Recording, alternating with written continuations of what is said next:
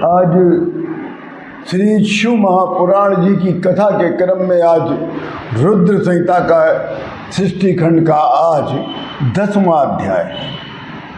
इस अध्याय का नाम है कि शक्ति के उत्पन्न होने पर दक्ष द्वारा शिव विवाह का उपाय। इस अध्याय के विषय में ब्रह्मा जी ने कहा है कि सुप्रीत्या चरित्रम शशिमौलिनः यस्य श्रावण मात्रेण निर्विकारो भवेन्नरः। ब्रह्मा जी कहते हैं कि हे नारद, इस चरित्र को सुनने से अर्थात इस अध्याय का श्रवण करने मात्र से मनुष्य के समस्त पापों का नाश होता है, समस्त कामनाओं की पूर्ति होती है, जीवन उसका सुखदायी हो जाता है। ऐसा होता है मेरे शिव महापुराण जी के कथा का श्रवण करना, कितना सुंदर होता है। आज हम आपको सुनाने जा रहे हैं रुद्र संहिता के सृष्टि खंड का 10वां अध्याय, शक्ति के उत्पन्न होने पर दक्ष द्वारा शिव विवाह का उपाय। ब्रह्मा जी कहते हैं नारद से कि हे नारद, शिव जी में अपने मनोरथ को सफल होता हुआ देख ब्रह्मा जी नारद जी से कहते हैं कि हे नारद, शिव जी में अपने मनोरथ को सफल होता हुआ न देखकर मेरा घमंड चूर चूर हो गया। ऐसा क्यों कहे कि उनको मोहित करने के लिए ब्रह्मा जी ने कामदेव को भेजा था, तो कामदेव सफल होकर लौट आया।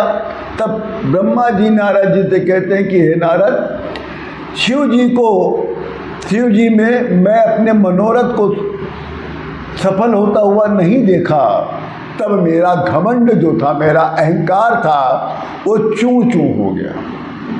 मेरा मन उदास हो गया नारद, मैं व्यथित हो गया। मैंने फिर अनेकों प्रकार से विचार किया, चिंतन किया कि शिव जी जो हैं किस प्रकार की स्त्री को ग्रहण करेंगे। कारण क्या था कि शिव जी जब तक विवाह नहीं करते तब तक ये सृष्टि चल ही नहीं पा रही थी। ब्रह्मा से सृष्टि की रचना बढ़ ही नहीं रही थी, इसलिए शिव जी का विवाह होना आवश्यक हो गया। तब ब्रह्मा जी अनेकों यत्न कर डाले, मगर जब असफल हो गए तो उनका अहंकार चूर चूर हो गया। ब्रह्मा जी कहते हैं हे नारद जी, इस प्रकार से जब मैंने अनेकों उपाय किया तब मेरा अहंकार, जो मैं बहुत अहंकारित था कि इस सृष्टि की रचना का मैं हूँ देव, तो मैं अहंकार में डूबा हुआ था, मेरा अहंकार चूर हो गया। तब मैंने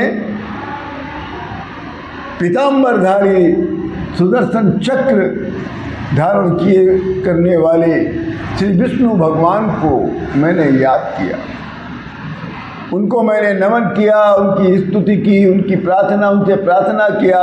तब चतुर्भुजी पीताम्बर धारण किए हुए विष्णु भगवान हमारे समक्ष प्रकट हो गए और कहते हैं कि हे ब्रह्मा, तुम किस लिए मेरी स्तुति कर रहे हो? कौन सा तुमको कष्ट हो गया? कौन सा दुख तुम्हारे सामने उपस्थित हो गया है? बताओ, मैं उस दुख को दूर कर देता हूँ। तो ब्रह्मा जी दोनों हाथ जोड़ के कहते हैं कि हे रमानाथ, मैंने शिव जी को मोहित करने के लिए बसंत रति के साथ कामदेव को भेजा था। अब अपनी पूरी व्यथा बताने लग गए, पूरी कहानी, कि मैंने कामदेव को रति और बसंत को भेजा था कि शिव जी मोहित हो जाए, उनके मन में भी विवाह के प्रति इच्छा जाग जाए, स्त्री में रमण करने में उनका मन लग जाए, जिससे ये सृष्टि की रचना प्रारंभ हो सके। पर जब कामदेव को भेजा तो कामदेव असफल होके वापस आ गया और क्षमा मांग के चला गया। हम सभी लोग शिव जी को मोहित करने में असमर्थ हो गए। ये सुनकर विष्णु जी भी चिंतित हुए और बोलते हैं कि हे ब्रह्मा, तुम तो यार तुम वेद वक्ता हो, तुम्हारी बुद्धि कैसे दुर्बुद्धि में बदल गई? तुमने कैसे ये मान लिया कि शिव जी तुम्हारे ही पुत्र हैं? कैसे मान लिया? हे ब्रह्मा, शिव जी जो है समस्त जीव को उत्पन्न करने वाले, शिव जी ही सृष्टि करता है, शिव ही पालन करता है और शिव ही संहार करता है और वो परात्पर हैं। शिव जी ही परमात्मा परब्रह्म नित्य है। परब्रह्म परेशश्च निर्गुणो नित्येव च, जो नित्य है, परात्पर है, जो करता है, हरता है, भरता है, तुमने उसको अपना पुत्र कैसे मान लिया? हे ब्रह्मा, ये तुमने सोच लिया कि तुम्हारे ललाट से जो उत्पन्न हो गया वो तुम्हारा पुत्र हो गया। ये तो उनकी कृपा है, ये उनकी लीला भी कह सकते हो, उनकी माया भी कह सकते हो। अरे ब्रह्मा जी, शिव जी ने सारे जगत को स्वयं मोहित करके रखा है, उसे कौन ऐसा शक्त हो गया पैदा कि जो शिव को मोहित कर ले? अरे असंभव।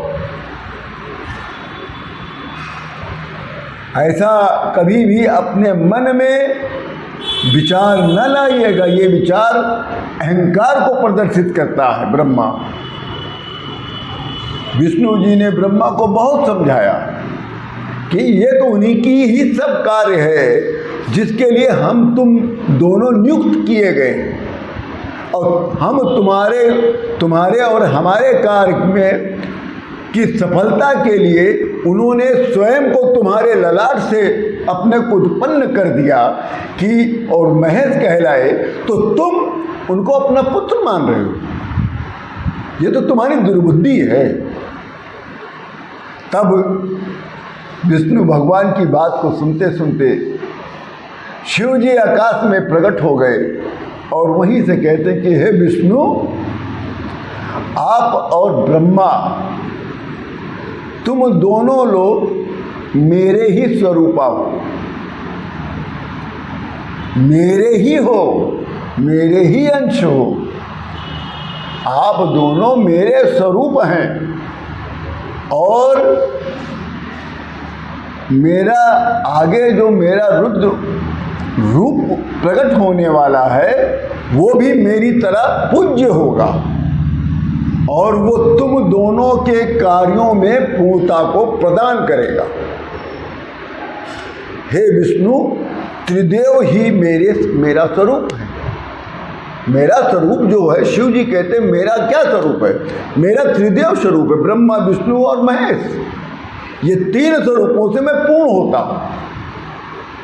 तुम पूर्ण परमात्मा, तुम अंतर्यामी। ऐसे आरती में भक्त ने ये पंक्ति नहीं लिखी कि तुम पूर्ण परमात्मा, तुम अंतर्यामी, तुम सबके स्वामी। तो शंकर भगवान जो हैं वो ब्रह्मा, विष्णु, महेश, ये तीनों के मिल जाने पर वो शिव जी कहलाते हैं। तब आगे शिव जी कहते हैं कि हे विष्णु, जो ये तीनों स्वरूप है ब्रह्मा, विष्णु, महेश का, ये मेरा ही स्वरूप है। ये त्रिदेव जो है वास्तव में मेरा ही स्वरूप है। इस प्रकार उमा भी तीन है, उमा भी तीन है। शक्ति मतलब तीन है। कौन? लक्ष्मी स्वरूपा विष्णु पत्नी, ये है उमा का पहला स्वरूप। लक्ष्मी विष्णु पत्नी के रूप में ये उमा का पहला स्वरूप है और सरस्वती ब्रह्मा जी की पत्नी के रूप में उनका ये दूसरा स्वरूप है। और उमा का जो पूर्ण स्वरूप होगा वो सती स्वरूप होगा, वही शिव पत्नी के लिए अधिकृत हैं। इतना कहने के बाद शिव जी आकाश से अंतर ध्यान हो गए। ब्रह्मा विष्णु दोनों नीचे थे, अपना उनको नमन करते रहे। और इस अध्याय में ब्रह्मा जी का अहंकार जो बहुत चढ़ गया था कि मैं सृष्टि का कार्य कर रहा हूँ, मैं सबको जीवन दे रहा हूँ, इसलिए उनके अंदर बहुत भयंकर अहंकार आ गया था। इस अहंकार को दूर करने के लिए शिव की ये माया की ये रचा हुआ ये अध्याय था। इसी के साथ ये अध्याय पूर्ण होता है। मैं आप सभी लोगों से विदा चाहता हूँ। आप सभी लोगों को सादर प्रणाम।